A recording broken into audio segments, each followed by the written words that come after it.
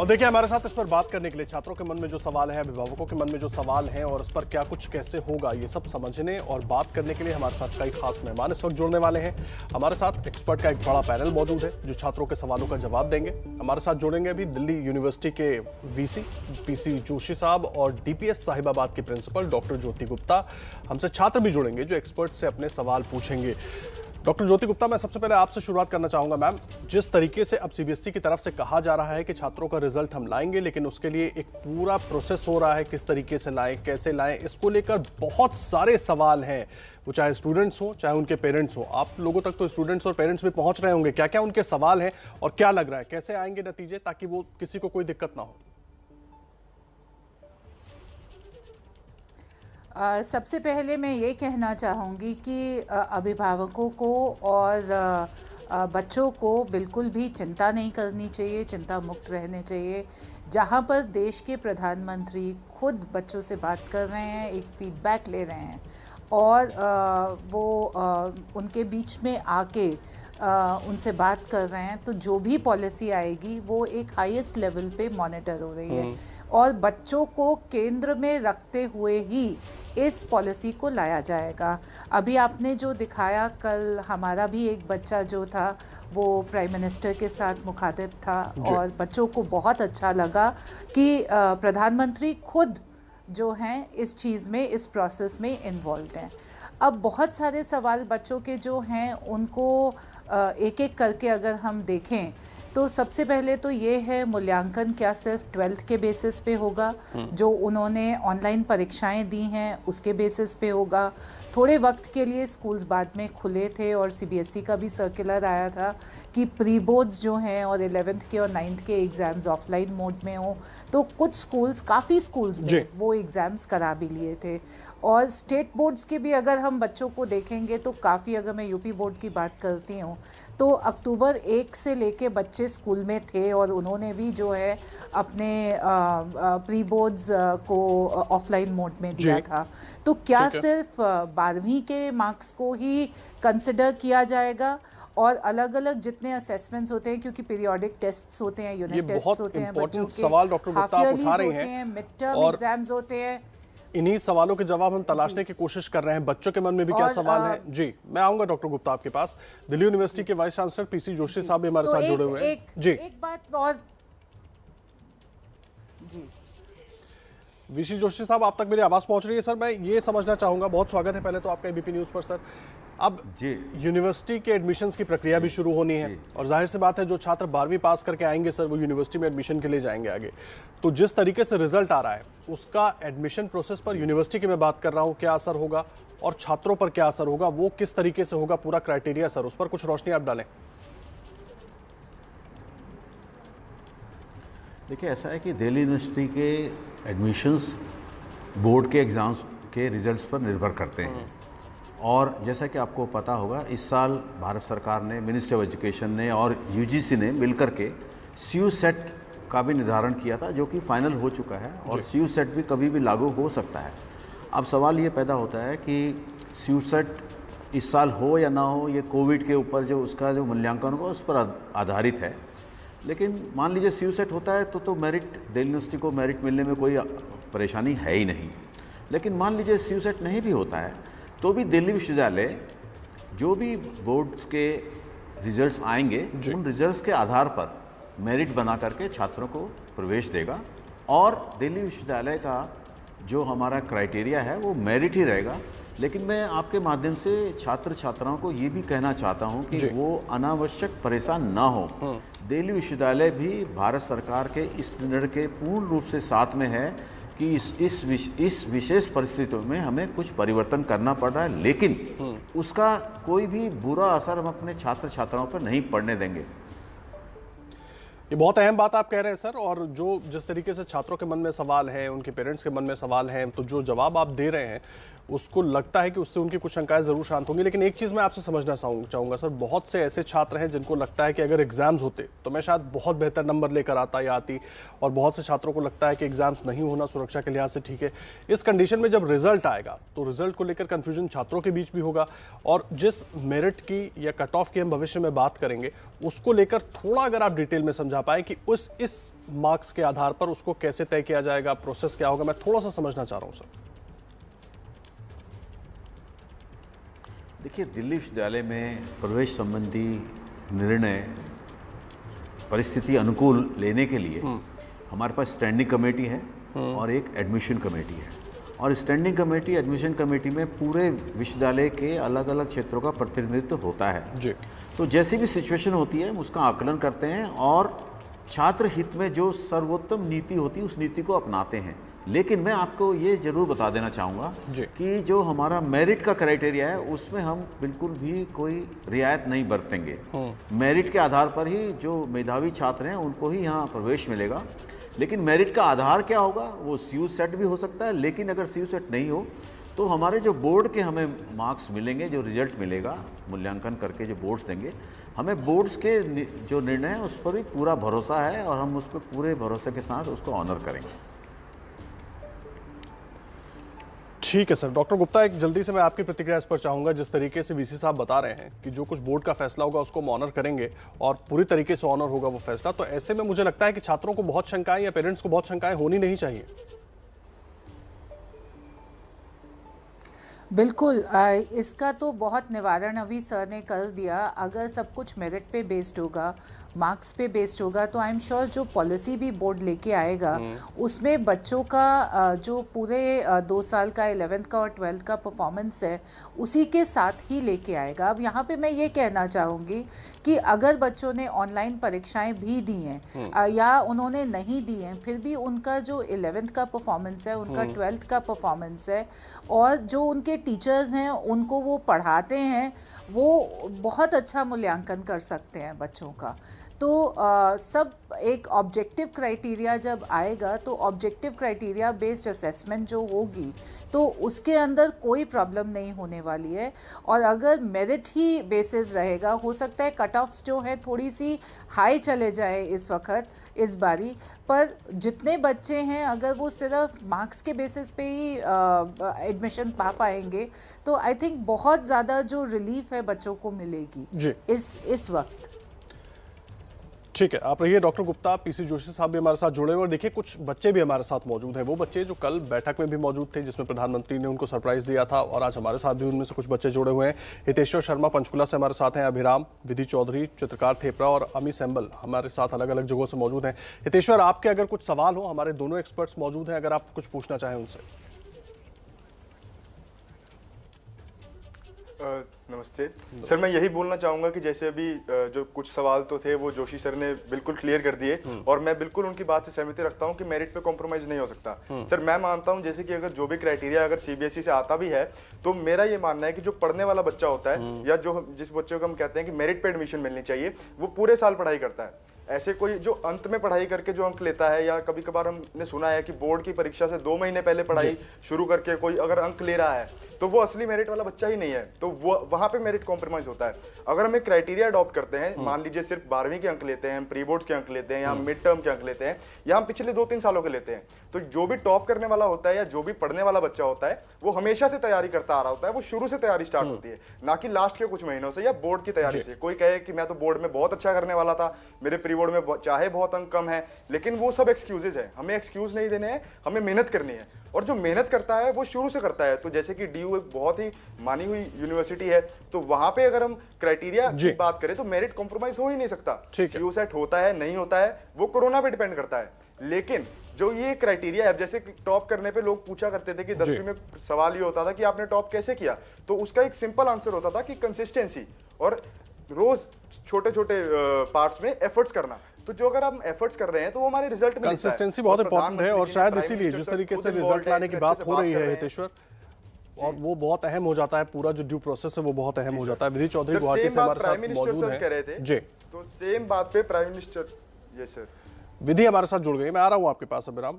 हितेश्वर, विधि चौधरी हमारे साथ गुवाहाटी से जुड़ गई। विधि, आपका कोई सवाल, अगर आप हमारे दोनों खास मेहमानों से कोई सवाल पूछना चाहें, PC जोशी साहब से या डॉक्टर ज्योति गुप्ता से।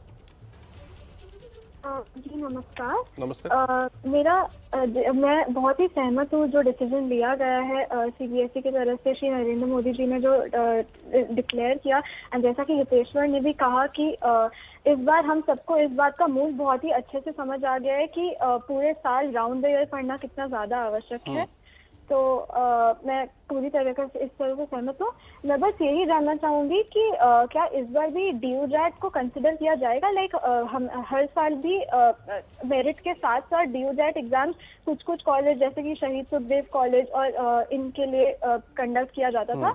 तो क्या इस बार उन कॉलेजेस के लिए यही कंडक्ट किया जाएगा या फिर इस बार उनके लिए भी मेरिट हो जाएगा क्राइटेरिया? पीसी जोशी साहब, आप इसका जवाब देंगे सर? DU-JAT की बात कर रही हैं विधि जी, आपने बड़ा अच्छा प्रश्न पूछा है। और क्योंकि इस बार परिस्थितियाँ बड़ी विभिन्न विचित्र परिस्थितियाँ हैं और बड़ी विशेष परिस्थितियाँ हैं, क्योंकि हमारे जो DU-JAT होता है ये NTA लेता है, नेशनल टेस्टिंग एजेंसी लेता है, और हम अपनी स्टैंडिंग कमेटी में और एडमिशन कमेटी में बैठ करके डिस्कस करने वाले हैं। इस पर हम अंतिम फैसला बहुत शीघ्र ही लेने वाले हैं, क्योंकि जो हमारे कुछ प्रोफेशनल कोर्सेज हैं वो अलग से दिल्ली यूनिवर्सिटी के, आपको पता है DU-JAT हमारा होता है, तो उस पर अभी अंतिम फैसला नहीं लिया, लेकिन बहुत ही शीघ्र हम अंतिम फैसला उस पर भी ले लेंगे। ठीक है सर। विधि, उम्मीद करते हैं आपको आपके सवाल का जवाब मिल गया होगा। जिस तरह से जोशी साहब बता रहे हैं, चित्रकार थेपरा भी कोयम्बटूर से हमारे साथ जुड़ गए हैं। चित्रकार, आप कुछ सवाल करना चाहेंगे हमारे दोनों खास मेहमानों से? कुछ आपके मन में हो, कुछ आपके पेरेंट्स के मन में हो? हाँ जी, एक प्रश्न है कि जैसे कोई स्टूडेंट ने प्ली किया था कि अगर वो अपने मार्क्स से सेटिस्फाई नहीं है तो वो फिर से लिख सकते हैं। तो अगर अब इस सिचुएशन के हिसाब से हम देखें तो हमारा मार्कशीट आकर कुछ 1 महीने बाद आएगा। जब स्टूडेंट उस मार्क्स से प्लीज नहीं होंगे तो जैसे प्ली रखा था कि क्या हम बोर्ड एग्जाम लिखकर अच्छे मार्क्स ले सकते हैं, तो अगर वो ऐसे लिखेंगे तो लाइक एटलीस्ट 1 मंथ का तो पोस्टपोन हो जाएगा मार्कशीट आने में। तो इसकी वजह से जैसे बाकी स्टूडेंट और इन स्टूडेंट में कोई फर्क रहेगा या उनके ग्रेडिंग सिस्टम में कोई फर्क रहेगा क्या? जी, बहुत अहम सवाल चित्रकार ने पूछा है। जोशी साहब, मैं आपसे भी जानना चाहूंगा इसका जवाब, और फिर मैं डॉक्टर ज्योति गुप्ता से भी लूंगा। सर, समझने की बात है कि अगर किसी छात्र को अपने मार्क्स से वो संतुष्ट नहीं है और वो एग्जाम के लिए जाना चाहता है, तो उस स्थिति में जो समय आगे बढ़ जाएगा उसमें क्या होगा सर? जी देखिए, ऐसा ये एक विशेष परिस्थिति है और ये डिपेंड करेगा कि मार्क्स कितना समय लगेगा आने में। अगर जल्दी आ जाएगा तो हमारे एकेडमिक कैलेंडर को ज़्यादा फ़र्क पड़ने वाला नहीं है, लेकिन अगर मान लीजिए 6-7 महीने लग जाते हैं मार्क्स इसके रिजल्ट आने में, तब तो काफ़ी अलग ही सिचुएशन हो जाएगी। लेकिन जो भी होगी सिचुएशंस, हम अपने जो हमारी स्टैंडिंग कमेटी है एडमिशन कमेटी में, इस पर भी निर्णय हम ले लेंगे। और मैं सिर्फ इतना सुनिश्चित करना चाहता हूँ अपने छात्रों को कि यदि इस तरह की परिस्थिति भी आएगी तो हमारा निर्णय छात्र हित में ही होगा। ठीक है सर। डॉक्टर ज्योति गुप्ता, ये सवाल बहुत सारे बच्चों के मन में होगा जो चित्रकार पूछ रहे हैं, और जाहिर सी बात है वो आप लोगों तक भी अप्रोच कर रहे होंगे। जी बिल्कुल, ये सिचुएशन लास्ट ईयर भी थी। अगर आपको ध्यान है तो कोरोना की वजह से लास्ट ईयर भी कुछ पेपर्स जो हैं वो कैंसिल भी हुए थे, और CAA की वजह से काफ़ी स्कूल्स ईस्ट दिल्ली के उधर के छात्र भी एग्ज़ाम्स नहीं दे पाए थे।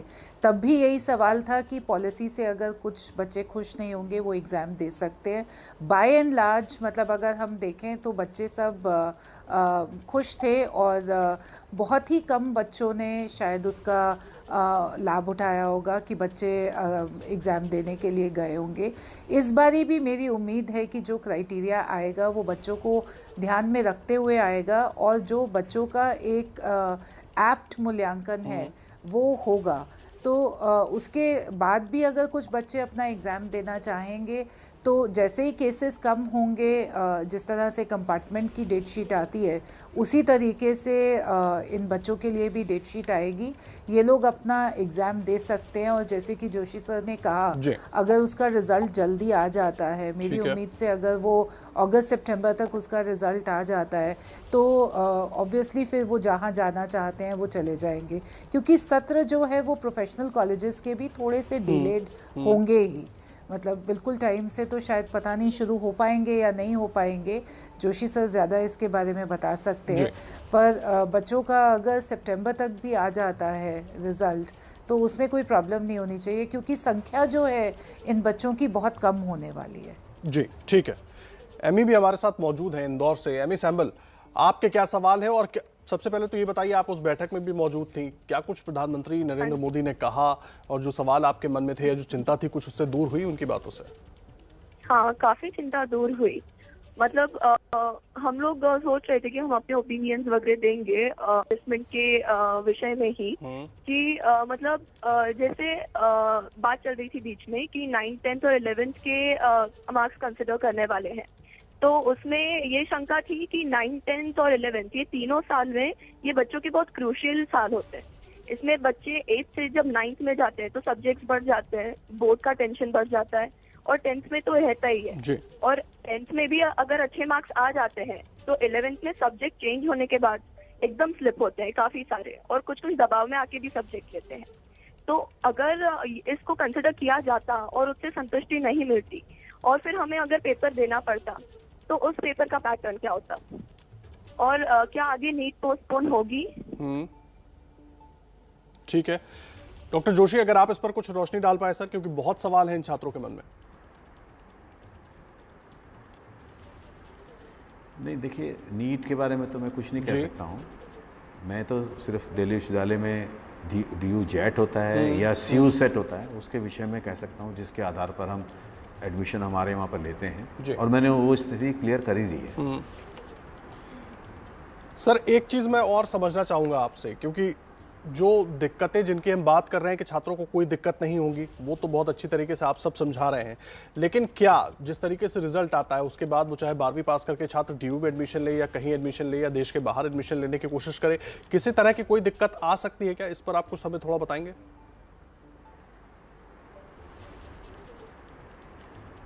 देखिए, अब ये तो दिल्ली विश्वविद्यालय में हम कोई दिक्कत इस छात्रों को नहीं आने देंगे, और जो मेधावी छात्र हैं उनको हम एडमिशन देंगे, ये मैं आपको पूरी तरह से आश्वस्त करता हूँ। जी। अब बाकी जगह पर क्या होगा, ये मैं इसके बारे में तो मैं कुछ कह नहीं सकता हूँ। ठीक है, डॉक्टर ज्योति गुप्ता, क्या एडमिशन्स को लेके क्या क्या सवाल हैं? जो तमाम सवाल हैं वो बच्चे तो पूछ ही रहे हैं आप दोनों से, लेकिन आप लोग एज अ एक्सपर्ट क्या सवाल जो आप लोग भी सोच रहे हैं कि इनको किस तरह से एडहियर किया जाएगा, इन सवालों के जवाब कैसे तलाशे जाएंगे ताकि किसी को कोई तरीके से दिक्कत ना हो, वो कुछ सवाल अगर आप हमारे साथ शेयर करें।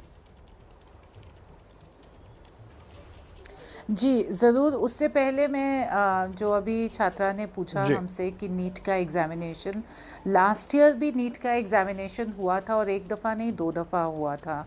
तो मैं जो है बताना चाहूँगी कि बहुत सक्सेसफुली लाखों बच्चों ने नीट का एग्ज़ाम दिया था, और इस बारी भी अगस्त की डेट है। अगर अगस्त तक केसेस कम हो जाएंगे तो नीट का एग्ज़ाम होना चाहिए, अगर नहीं होता तो पोस्टपोन होगा। तो उसमें क्या रहता है कि बच्चों को सिर्फ एक ही दिन का एग्ज़ाम देना होता है। जैसे बोर्ड की परीक्षा तो उनको कम से कम 5 बारी या 6 बारी देनी होती है, और ऑलमोस्ट 1 या 2 दिन के बाद दोबारा से पेपर देना होता है। बट नीट क्योंकि एक ही दफ़ा एग्ज़ाम होता है, और सोशल डिस्टेंसिंग के साथ एक क्लास में सिर्फ 12 बच्चों को बिठा के इम्तिहान होता है, और बहुत स्ट्रिक्ट कोविड प्रोटोकॉल्स होते हैं। लास्ट ईयर भी बहुत स्ट्रिक्ट प्रोटोकॉल्स में करवाया था, और कोई ऐसा हादसा देखने को नहीं मिला था। इसी तरीके से जेई की जो परीक्षा है वो भी बच्चा सिर्फ एक ही दिन देने आता है, और 5 दिन तक लगातार चलती है। अपने स्लॉट्स जो उनको मिलते हैं उसके हिसाब से बच्चे देते हैं। तो थोड़ा सा हम बोर्ड एग्ज़ाम को और कॉम्पिटिटिव एग्जामिनेशंस के जो एग्ज़ाम्स हैं उनको कंपेयर नहीं कर सकते। मेरी समझ से जो है, अगर केसेस नीचे आते हैं तो इन परीक्षाओं का देना कोई मुश्किल नहीं होगा बच्चों के लिए। और जो उनकी ये परीक्षा बोर्ड की कैंसिल भी हुई है, तो उनको अपनी क्षमता दिखाने का, अपना कैलिबर दिखाने का जो मौका अभी नहीं मिला है, वो बच्चे जो हैं अपने एंट्रेंस एग्ज़ाम्स को देके वो अपना कैलिबर दिखा सकते हैं, अपनी क्षमताएं दिखा सकते हैं, और एडमिशन्स अपने ले सकते हैं। सो जो सबसे बड़ा सवाल बच्चों का है, ठीक है डॉक्टर गुप्ता, कि क्या ये बहुत अहम बातें हैं जिनके जवाब हम आप सबसे ले रहे हैं। और चर्चा हमारी आगे भी जारी रहेगी। पीसी जोशी साहब, बहुत धन्यवाद आपका हमारे साथ जुड़े रहने के लिए और तमाम जो छात्रों के मन में सवाल है उनके जवाब देने के लिए। बाकी सभी लोग हमारे साथ बने हुए हैं और चर्चा हमारी आगे भी जारी रहेगी। और हमारे साथ इसमें सीबीएसई के सेक्रेटरी अनुराग त्रिपाठी साहब भी जुड़ेंगे, जो तमाम अहम सवाल हैं उनके जवाब देंगे। नमस्कार, स्वागत है आपका एबीपी न्यूज पर। आपके साथ मैं हूं आदर्श झा। देखिए, 12वीं की परीक्षाएं तो रद्द हो चुकी हैं, लेकिन जो छात्र हैं, जो अभिभावक हैं, उन सबके मन में सवाल है कि आगे क्या होगा। परीक्षाएं तो रद्द हो गई, मगर जो रिजल्ट्स हैं, परिणाम हैं, वो कैसे आएंगे, किस आधार पर रिजल्ट तय होगा, मूल्यांकन उसका किस आधार पर होगा, ये तमाम ऐसे सवाल हैं जो अब छात्रों और अभिभावकों के सामने हैं। कल पीएम मोदी ने 12वीं के बच्चों और उनके अभिभावकों से बात भी की, समय के सदुपयोग का मंत्र दिया, परीक्षा रद्द होने पर प्रतिक्रिया जानी उनकी, और इस दौरान अभिभावकों ने बच्चों की आगे की तैयारी कैसी होनी चाहिए, इस पर भी बात की। लेकिन बड़ा सवाल आखिर यही है कि 12वीं बोर्ड के जो नतीजे हैं उनका क्या होगा और किस तरीके से, किस फॉर्मूले पर ये नतीजे आएंगे, इस पर भी बात करेंगे। लेकिन कल जो छात्र बैठक में मौजूद थे, जिसमें प्रधानमंत्री शामिल हुए, उन्होंने एक तरीके से सरप्राइज दिया और छात्रों से बहुत सारी बातचीत भी की। उनसे जानते हैं क्या कुछ उनके मन में है। जन्नत इस वक्त हमारे साथ जुड़ गई हैं जम्मू से। सीधा जन्नत का रुख कर लेते हैं एक बार। जन्नत, बहुत स्वागत है आपका एबीपी न्यूज पर। मैं बड़ा सीधा सवाल है, जयपुर से हमारे साथ मौजूद है जन्नत, माफ कीजिएगा। मेरा बड़ा सीधा सा सवाल है कि आप लोगों के मन में क्या है, रिजल्ट्स किस तरीके से आए, जिस तरीके से अभी तक बात हो रही है, वो चाहे ऑब्जेक्टिव क्राइटेरिया हो, चाहे दूसरे क्राइटेरियाज बनाए जाए, उनके आधार पर आए, या कैसे रिजल्ट आना चाहिए? नमस्कार जी। मेरा नाम जन्नत है। मैं यही पूछना चाहती हूँ कि हमारे जो एग्ज़ाम्स अभी कैंसिल हो गए हैं, तो उनका किस बेसिस पे हमें असेस किया जाएगा, हमारे इंटरनल असेसमेंट में क्या क्या क्राइटेरिया लिए जाएंगे, हमारे प्री बोर्ड काउंट होंगे, हमारे 11th का रिज़ल्ट काउंट होगा, 10th को बेस बनाया जाएगा या फिर क्या? और दूसरा सवाल मेरा ये है कि जो कॉलेज के एडमिशन्स होंगे वो किस क्राइटेरिया पर होंगे? क्या हमारे एंट्रेंस टेस्ट लिए जाएंगे या फिर हमें मेरिट के बेसिस पे हमारा मूल्यांकन किया जाएगा? आप क्या चाहती हैं, किस क्या होना चाहिए, बेस क्या होना चाहिए, क्राइटेरिया आपके दिमाग में क्या है इसको लेकर?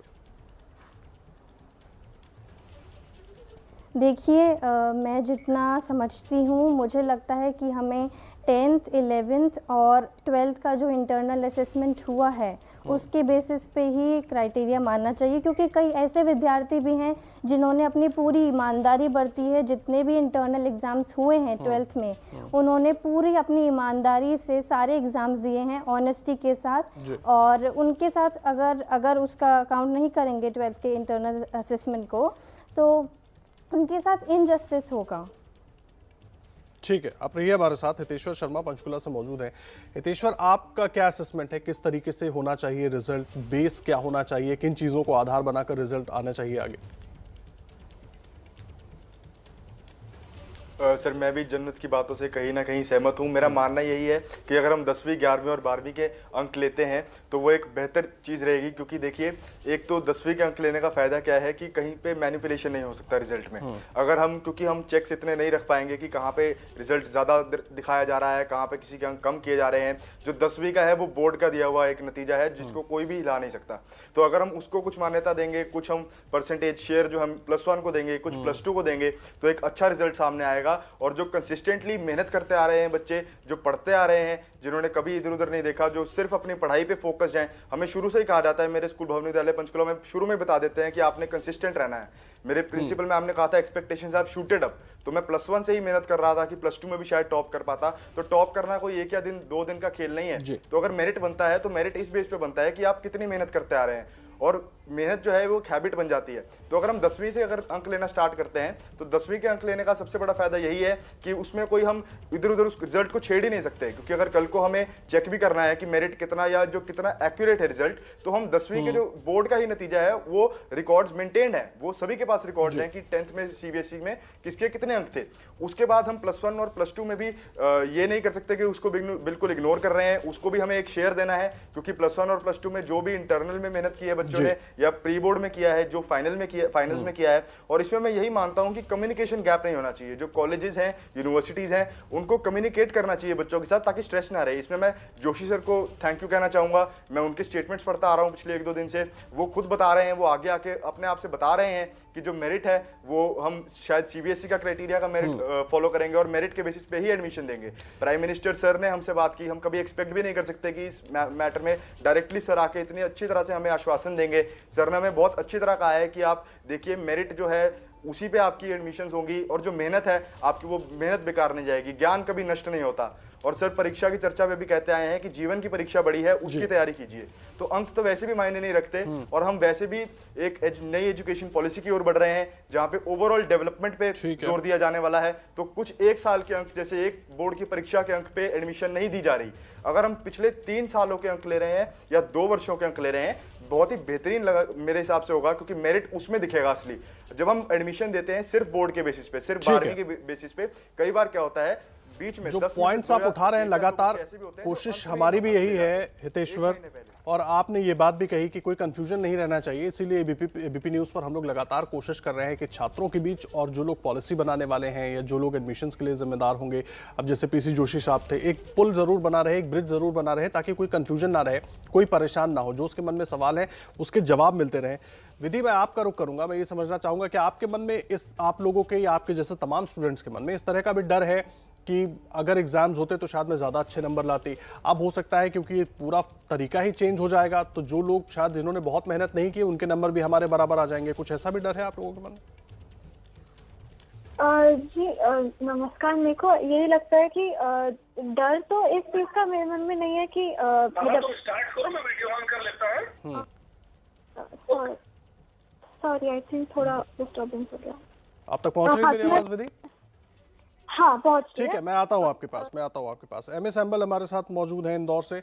एमी, आपके मन में क्या क्या डर है, क्या क्या सवाल हैं जो रिजल्ट्स की प्रक्रिया होगी, क्योंकि अभी वो सीबीएसई क्लियर करेगी, अभी पूरी तरीके से क्लियर नहीं है, तो अभी आप लोग क्या सोच रहे हैं? नमस्ते, मेरा नाम अर्नी साबले है और मेरा ये मत है कि 10th के ना कंसिडर किए जाए, क्योंकि 10th के जो सब्जेक्ट थे वो काफी बेसिक थे और जब सबके सब्जेक्ट चेंज हुए 11th-12th में उनमें काफी डिफरेंस है। ठीक है। और जो 12th में जो प्रैक्टिकल्स हो चुके थे लगभग, क्योंकि फरवरी से मार्च का टाइम था, तो अगर वो कंसिडर करते तो वो भी न्यूट्रल है और उसमें भी पक्षपात नहीं किया गया है। ठीक है, आप रहिए एमी हमारे साथ। ज्योति जी, मैं आपका रुख कर रहा हूँ, आपने तमाम छात्रों को सुना, सबने अपने अपनी तरफ से किस तरीके से रिजल्ट आना चाहिए उस पर बात की और क्या उनके दिमाग में चल रहा है। मैं आपसे समझना चाहूंगा कि आप लोगों की भी बातचीत हो रही होगी बोर्ड के अधिकारियों से, बोर्ड से, तो क्या लग रहा है नतीजे किस तरीके पर आएंगे और ये जो छोटे छोटे सवाल हैं बच्चों के मन में, ये हल हो पाएंगे?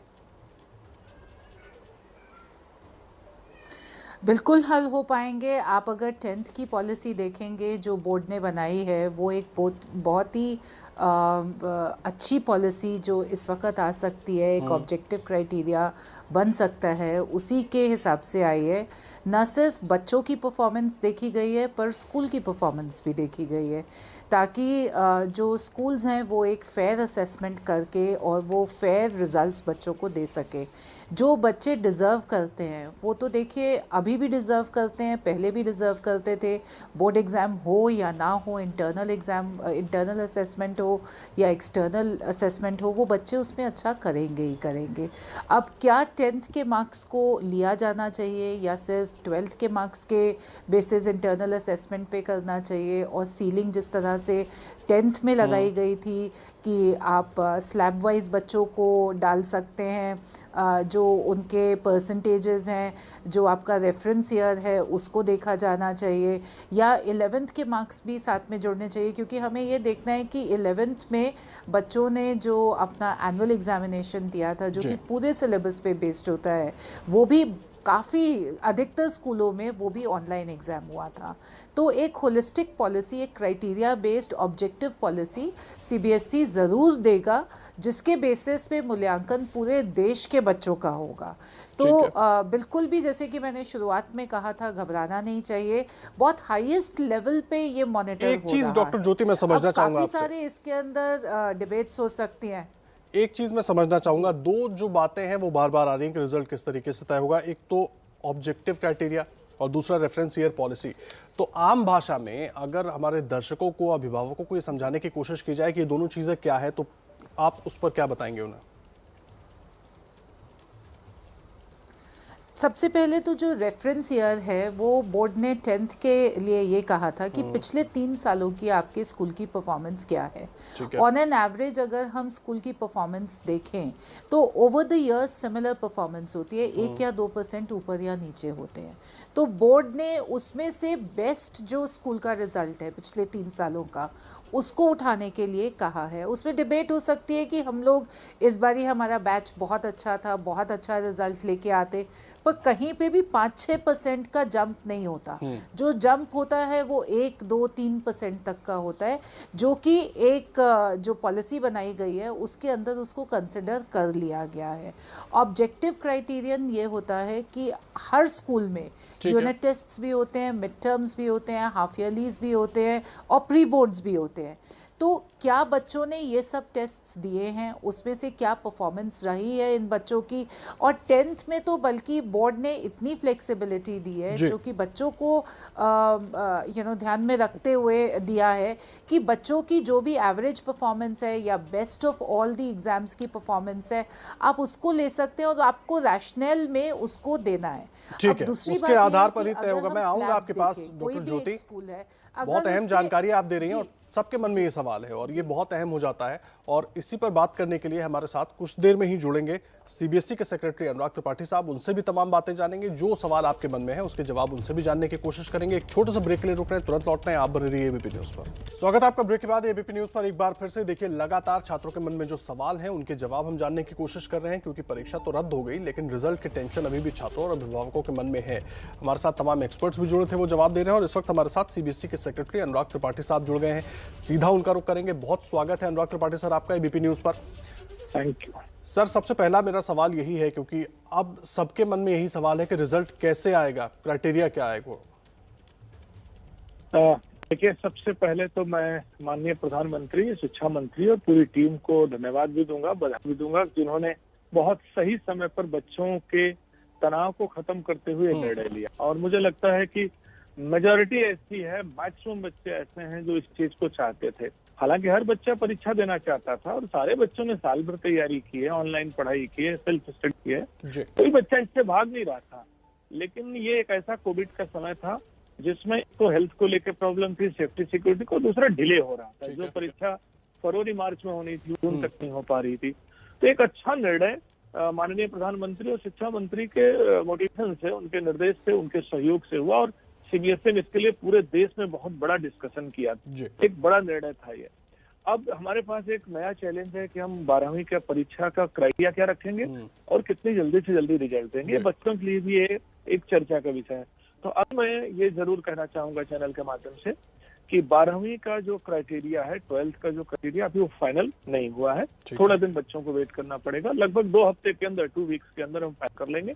जो भी क्राइटेरिया होगा हम पब्लिक डोमेन में सर्कुलेट करेंगे, वेबसाइट पर डालेंगे। बच्चे तब तक किसी र्यूमर पर नहीं जाएं, किसी एंजाइटी में नहीं जाएं, कोई डिस्कशन नहीं करें, वो एंजॉय करें बाकी अपनी एक्टिविटी में। और ये मान के चलें कि जो भी निर्णय सीबीएसई लेगा वो बेटर लेगा, उनके भविष्य के लिए अच्छा होगा। 12वीं का निर्णय ऑलरेडी हो चुका है। तो आप देख सकते हैं कि 10th के लिए ऑलरेडी हमने रूल सर्कुलेट कर दिए हैं और स्कूल बिल की कमेटी बनी है। एवरी स्कूल में 8 मेंबर की कमेटी है जिसको प्रिंसिपल चेयर करेंगे, दूसरे स्कूल मेंबर होंगे। Pre board, mid term, unit test, previous performance के बेस पे 10th के रिजल्ट निकाला जाएगा और वो कमेटी बड़े जुडिशियस तरीके से, बड़े न्यूट्रल तरीके से, बिना किसी का अहित या हित सोचे हुए न्यूट्रल तरीके से प्रपोज करेगी। ठीक है, तो वो भी एक बड़ा निर्णय है। तो 12वीं का भी कुछ न कुछ हम उपाय निकालेंगे। 2 वीक का इंतजार करें, क्राइटेरिया आपके सामने होगा। सर, मैं एक बड़ा अहम सवाल समझना चाह रहा हूं आपसे। 2 वीक का ये बड़ी जानकारी आप दे रहे हैं कि 2 हफ्ते के अंदर जो भी क्राइटेरिया होगा वो तय हो जाएगा, उसकी जानकारी भी सबको मिल जाएगी।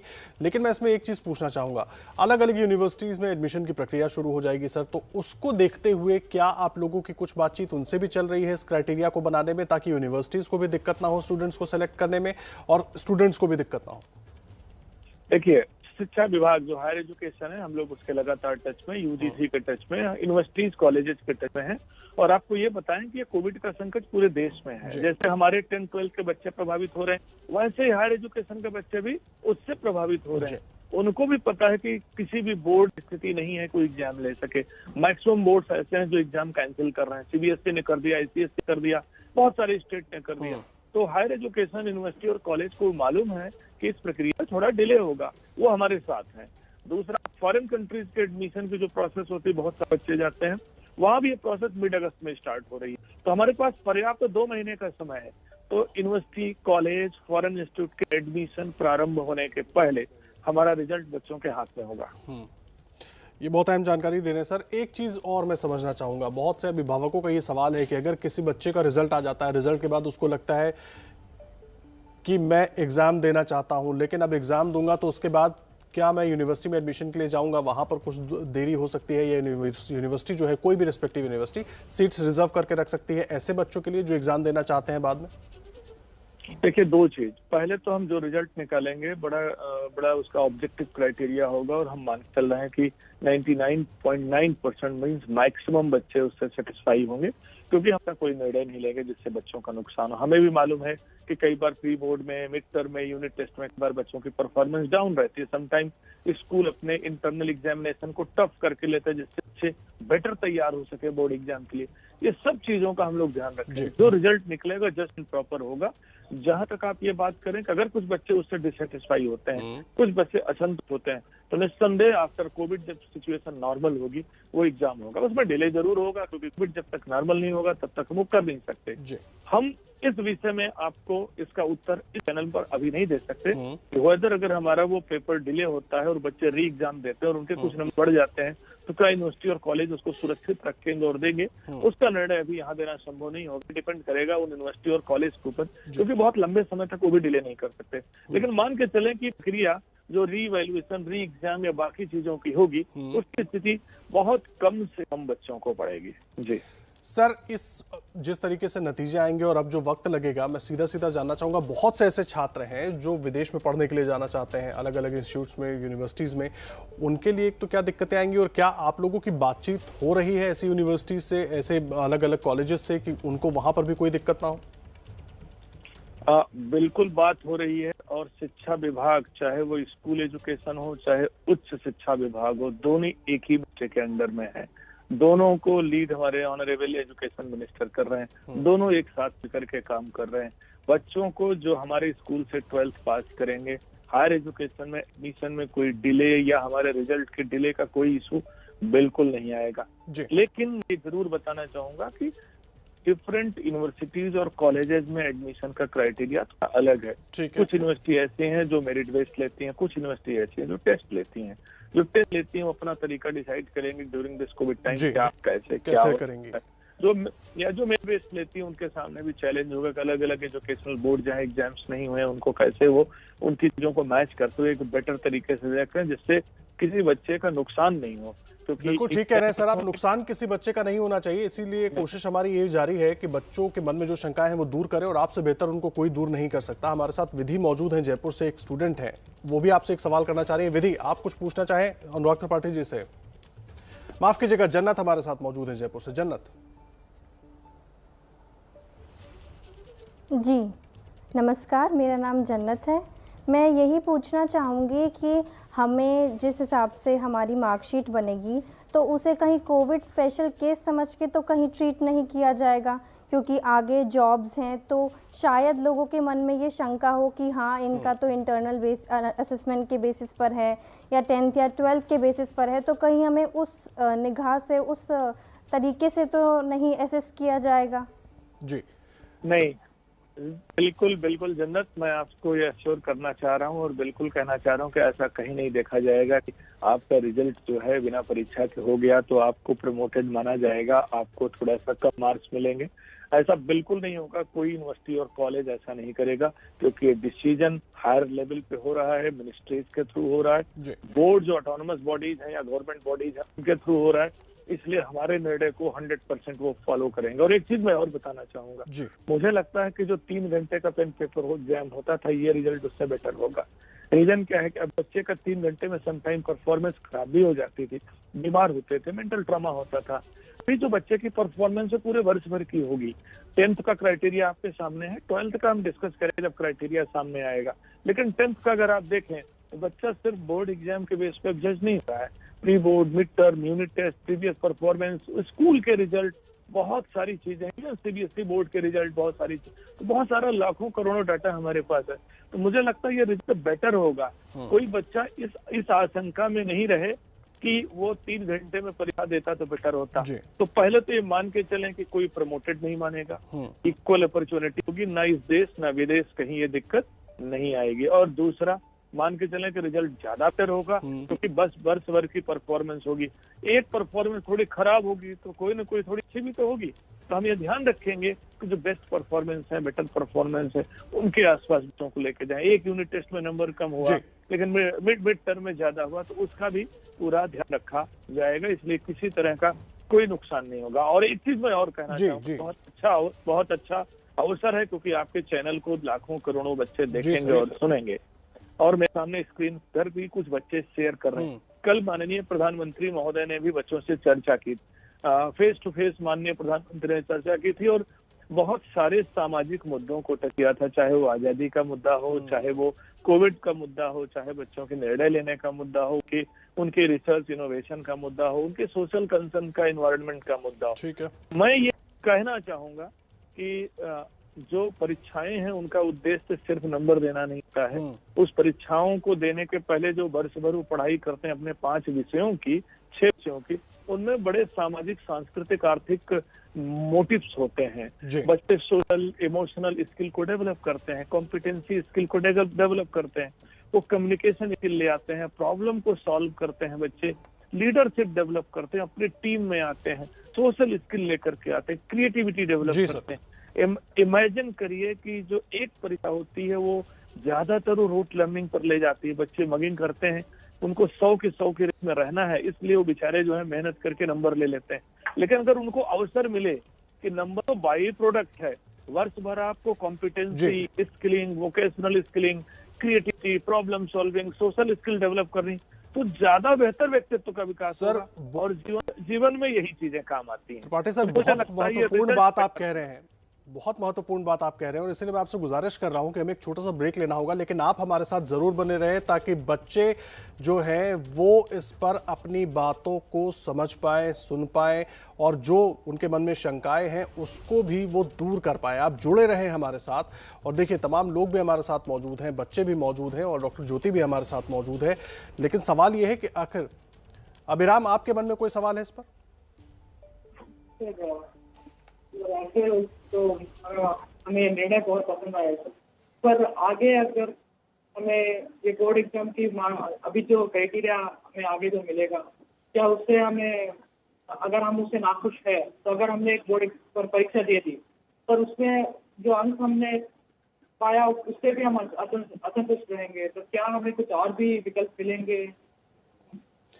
देखिए, इसका उत्तर अभिराम मैंने पहले ही दिया है इसका उत्तर कि अगर आप हमारे सीबीएसई बोर्ड के परिणाम से डिससेटिस्फाई होते हैं, असंतुष्ट होते, हो सकता है किसी बच्चे को लगता हो कि मेहनत करके 100 में 100 ले सकता था, उसको 98, 99 मिल गया, तो ये अवसर आपके पास रहेगा। हमने ऑलरेडी उत्तर दिया और सर्कुलर भी निकाला है कि बच्चों को 100% अवसर मिलेगा। ऐसे बच्चे जो हमारे परिणाम से असंतुष्ट होते हैं, डिससेटिस्फाई होते हैं, एग्जाम देना चाहते हैं, हम उनको ऑप्शंस ओपन करेंगे, ऑनलाइन एप्लीकेशन लेंगे, टाइम देंगे, डिटेल डेट शीट निकालेंगे, बट ये तब होगा जब कोविड नॉर्मल होगा। आपका स्वास्थ्य, आपकी सिक्योरिटी पहली प्रायोरिटी है, लेकिन वो अवसर आपके पास जरूर रहेगा इम्प्रूव करने का, इफ यू वांट। जी सर, बहुत अहम जानकारी आप दे रहे हैं। एक चीज और मैं समझना चाहूंगा फिर से, क्योंकि बहुत महत्वपूर्ण सवाल है और बच्चों के मन में है। अगर वो एग्जाम दोबारा देते हैं, एग्जाम देने की बात करते हैं, तो वही एडमिशन को लेकर अभिभावकों के मन में सबसे बड़ा सवाल है कि अगर लेट होती है वो पूरी प्रक्रिया या आगे बढ़ती है, जिस तरह आपने पहले भी कहा था कि कोविड की वजह से, तो ऐसे में क्या किसी एक्शन प्लान पर काम किया जा रहा है, क्योंकि ऐसे बच्चों की संख्या ज्यादा हो सकती है? सर देखिए, मैं आपसे फिर कहूंगा, मैं आपको पिछले वर्ष का उदाहरण देता हूँ और उसके पिछले वर्ष का। ये प्रोसेस एवरी ईयर होती है जब बच्चे कंपार्टमेंट एग्जाम देते हैं, राइट। एक मेन एग्जाम होता था जो हम फरवरी मार्च में लेते थे, उसका रिजल्ट हम मई जून में देते थे, एडमिशन प्रोसेस जुलाई में स्टार्ट होती थी, और हमारा जो कंपार्टमेंट होता था या री एग्जाम की प्रोसेस होती थी, वो कंपार्टमेंट आफ्टर जुलाई होता था, उसका रिजल्ट अगस्त सितंबर में आता था। तब तक majority of the colleges, universities, इन सब जगहों पे वो सारी चीजें एडमिशन स्टार्ट हो जाता था। ये एक ऐसी प्रक्रिया जो एवरी ईयर है, और आपको ये मानना चाहिए, बच्चों को भी समझना चाहिए कि सारी की सारी प्रोसेस रोक करके नहीं रखी जा सकती। 99% लोग सेटिस्फाई होकर आगे बढ़ेंगे। इट में भी 0.5%, 0.2% बच्चे री एग्जाम देना चाहें। अब 0.2 के लिए पूरा सिस्टम रोकना उचित नहीं होगा, लेकिन फिर भी मैं आपसे कह रहा हूँ कि चूंकि कोविड एक एक्सेप्शनल स्थिति है, तो अगर ऐसी स्थिति आएगी तो कुछ ना कुछ हायर एजुकेशन करने का प्रयास करेगा, और वहां भी हम बात कर रहे हैं, साथ में वहां भी पहुंचाएंगे। जी, डॉक्टर ज्योति गुप्ता जी भी हमारे साथ मौजूद हैं। डॉक्टर ज्योति गुप्ता, छात्रों के सबसे ज़्यादा सवाल अभिभावक बहुत अप्रोच करते होंगे आप तक कि मैडम ये क्या होगा, ऐसे कैसे होगा, वो कैसे होगा। हमारे साथ अनुराग त्रिपाठी जी हैं, अगर आप उनसे कुछ पूछना चाहें ताकि जो छात्रों के मन में और अभिभावकों के मन में सवाल है, शंका है, वो दूर हो पाए। तो जो सबसे बड़ा सवाल बच्चों के दिमाग में है अभी और अभिभावकों के दिमाग में है, उसका जवाब तो सर ने अभी दे ही दिया कि जो क्राइटेरिया आएगा वो कब तक आएगा और क्या क्राइटेरिया आएगा। तो सबसे बड़ा सवाल तो यही है। और दूसरा सवाल ये है कि बहुत सारे बच्चे जो होते हैं वो पूरे 2 साल तक अपने कॉम्पिटिटिव एग्ज़ामिनेशंस की तैयारी करते हैं। यहाँ पे मेरा जो कहना है वो नीट का और जेई के एग्ज़ामिनेशंस के लिए है, और वो बच्चे स्कूल के एग्ज़ाम्स को बहुत सीरियसली नहीं लेते और वो लोग टेस्ट प्रेप में ही लगे रहते हैं। उनको लगता है कि आखिरी में, हालांकि सिलेबस दोनों का ही एनसीईआरटी का होता है, बोर्ड एग्ज़ामिनेशंस का भी और कॉम्पिटिटिव एग्ज़ामिनेशंस का भी, पर मेजरली वो तैयारी जो है वो कॉम्पिटिटिव एग्ज़ामिनेशंस की करते हैं। और अगर हम जेई के एग्ज़ामिनेशंस देखें तो वो साल में 4 बार ही लिए जाते हैं, बीच बीच में भी वो एग्ज़ामिनेशंस आते हैं, कई दफ़ा वो स्कूल के एग्ज़ामिनेशंस के साथ क्लैश करते हैं। तो जो बच्चों ने बहुत सीरियसली ये वाले एग्ज़ामिनेशंस नहीं दिए, उनका क्या क्राइटेरिया बेस होगा, क्या वो बच्चे लूज़ आउट करेंगे, किस तरह से उनका आएगा। तो ये एक बहुत बड़ा सवाल एक पर्टिकुलर सेक्शन जो बच्चों का है, जो कि ये कॉम्पिटिशन्स के लिए तैयारी करता है, उनके लिए है। बाकी बच्चों का तो जिनको दिल्ली यूनिवर्सिटी जाना है, जिन्होंने ह्यूमैनिटीज़ लिया है, कॉमर्स लिया है, या जो बच्चे बाहर जा रहे हैं उनको प्रेडिक्टेड स्कोर्स दिए हुए हैं स्कूल्स ने, उनके लिए बहुत ज़्यादा सवाल ये नहीं होगा। दूसरी बात सर ने बताई दी कि स्कूल्स जो है वो थोड़ी सी स्ट्रिक्ट मार्किंग करते हैं, तो उसका वो ध्यान रख लेंगे। तीसरी चीज़ जो बच्चों ने आपके चैनल के माध्यम से भी पूछी थी शुरू में, क्या 10th के मार्क्स को भी काउंट किया जाएगा, क्योंकि वहाँ पे बहुत सारे ऐसे बच्चे होते हैं जो 10th में 40-50% मार्क्स लेके आते हैं, बट जब उनके चॉइस के सब्जेक्ट्स उनको मिल जाते हैं, साइंस और मैथ्स उनके करिकुलम से, उनके चॉइस ऑफ सब्जेक्ट से निकल जाती है, तो बच्चे बहुत अच्छा करने लगते हैं लिबरल आर्ट्स में या वोकेशनल या स्किल सब्जेक्ट्स में। तो अगर 10th का क्राइटेरिया साथ में लिया जाएगा तो ऐसा ना हो कि उनकी परसेंटेज कम हो जाए। तो ये कुछ एक सवाल जो हैं ये अहम सवाल आपने उठाए हैं, इनके जवाब लेंगे त्रिपाठी जी से। अभी इस वक्त वो हमारे साथ मौजूद नहीं किसी तकनीकी दिक्कत की वजह से, उनका भी रुख करेंगे और उनसे जवाब लेंगे। विधि, मैं आपसे ये जानना चाहूंगा जो सवाल आपके मन में थे, और अनुराग त्रिपाठी जी ने जो जवाब दिए, माफ कीजिएगा जन्नत, जो जवाब दिए अनुराग त्रिपाठी जी ने, उनसे संतुष्ट हैं आप? आपके मन में जो शंकाएं थी वो दूर हुई? जी सर, बिल्कुल। गौरव सर ने बहुत अच्छे से बताया कि बिल्कुल ऐसा नहीं होगा, और मैं उनके जवाबों से बिल्कुल संतुष्ट हूँ। जी, और इसके अलावा अगर आप कुछ जानना चाहें, डॉक्टर ज्योति हमारे साथ लगातार जुड़ी हुई हैं स्कूल्स को लेकर, और स्कूल के क्या रोल होने वाला है उसको लेकर।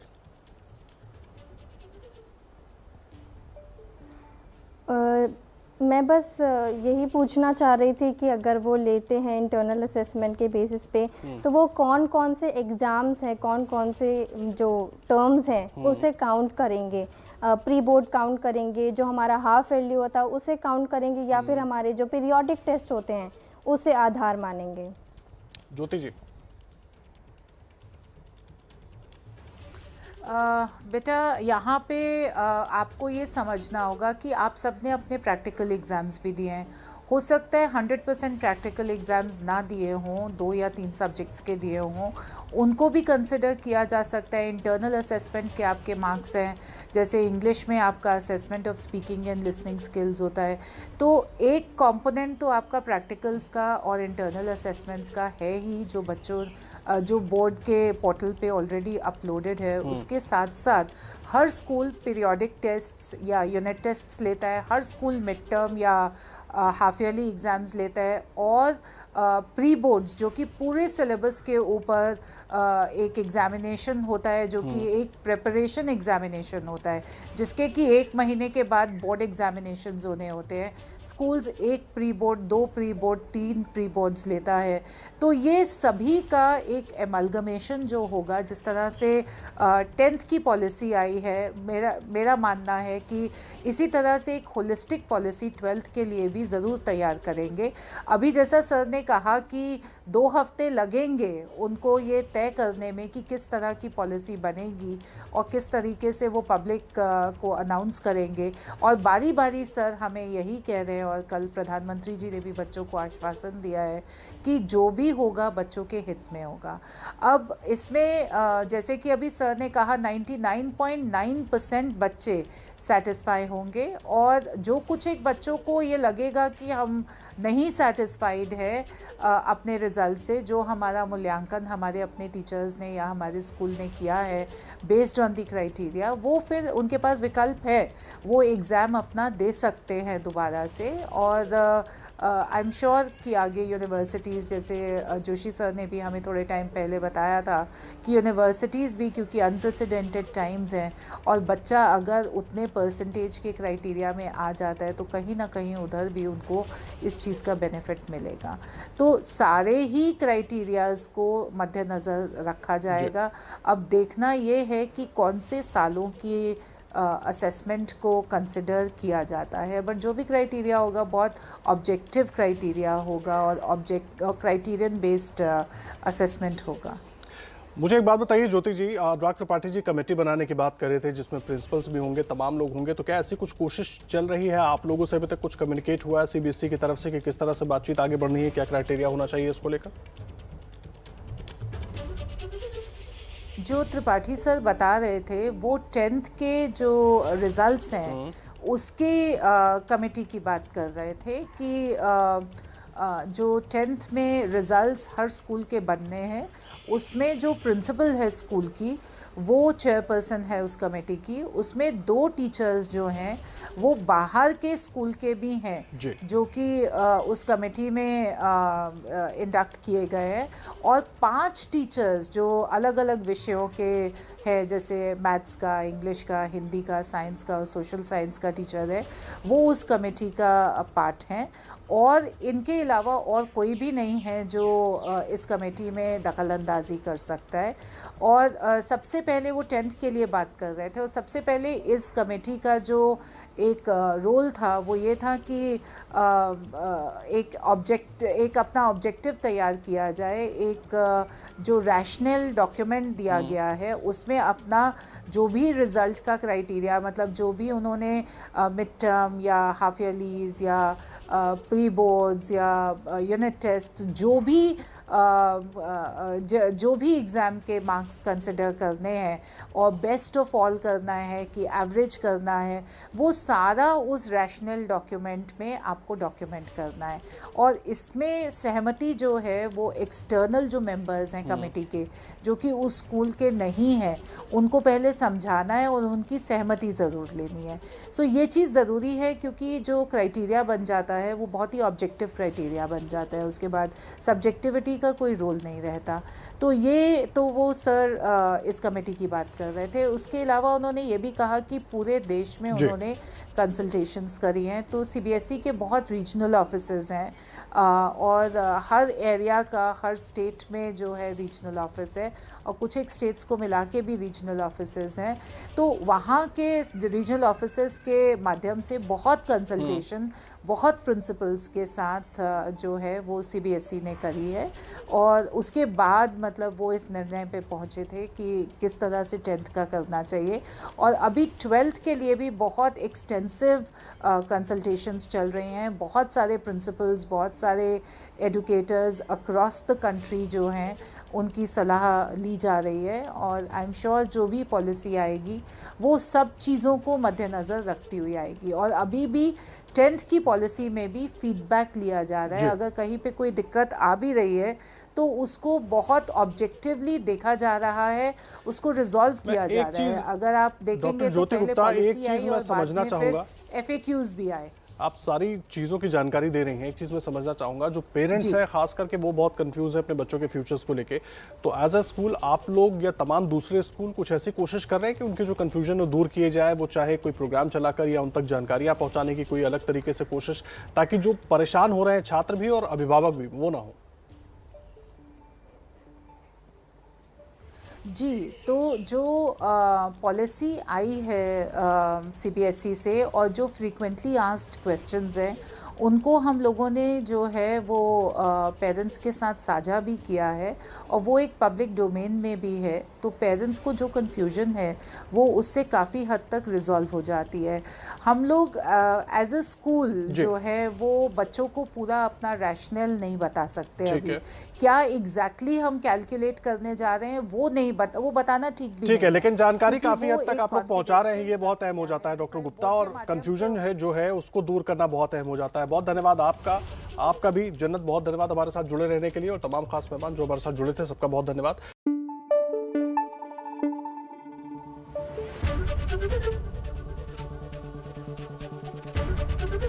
ABP न्यूज आपको रखे आगे।